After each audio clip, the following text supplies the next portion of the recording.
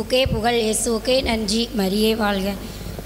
நான் 2013 ஒரு ஆள்கிட்ட 10 லட்ச ரூபா நாங்கள் வாங்கியிருந்தோம். மாதம் 30,000 ரூபா வட்டி கட்டுவேன்.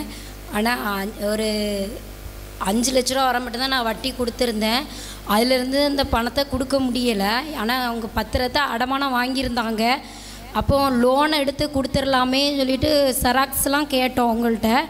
அங்கே வாங்கும்போது லோன் எடுக்கிறதுக்கு இன்ஜினியர்கிட்ட கொடுத்தம்போது அவங்க சொன்னாங்க, பத்திரத்தை பார்த்து இது அடமானம் வைக்கல, அவங்க பேருக்கு கரையம் பண்ணிட்டாங்க அப்படின்னு சொல்லிட்டாங்க.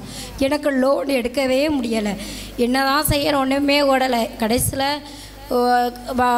வட்டியும் கொடுக்கலை. அப்படியே கொடுக்க முடியாமல் போயிட்டு வட்டி அப்படியே கடந்து இந்த வருஷ கடைசி 2024 வருஷ கடைசியில் கூப்பிட்டு வச்சு பேசி, நீங்கள் எனக்கு வந்திருக்காங்க 2 மாதத்துக்கு 3 மாதத்துக்கு ஒருக்கா வந்துட்டு போவாங்க, எங்கள் பணத்தை தாங்க, வட்டியும் பணத்தையும் தாங்கன்னு சொல்லி கொடுக்கவே முடியலை. கடைசியில் வருஷ கடைசி ஒரு வந்தாப்புல அவங்க சொன்னாங்க, நீங்கள் எங்களுக்கு வட்டியே தர வேண்டாம், எனக்கு நீங்கள் முதல்ல தந்தால் போதும் அப்படின்னு சொல்லி கேட்டாங்க.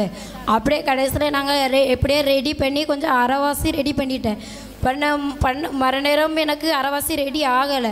கடைசியில் ஜனவரி 1 வாக்குத்தத்த கூட்டத்துக்கு வந்தேன். வந்துட்டு போகும்போது எனக்கு திறந்த வாசலை உனக்கு முன்பாக வைத்திருக்கிறேன் எனக்கு வசனம் தந்தாங்க. அது வேற வசனம் தந்துட்டு நான் வீட்டுக்கு போனேன். அங்கே போக சனி ஞாயிறு இந்த 2 நாளையில் எனக்கு எல்லா காசும் ரெடி ஆகிட்டு.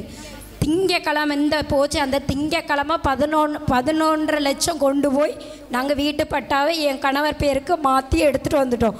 இது ஆண்டவருக்கும் இயேசுவுக்கும் மரியாவுக்கும் கோடான கோடி நன்றி இந்த அற்புதத்தை செஞ்சது.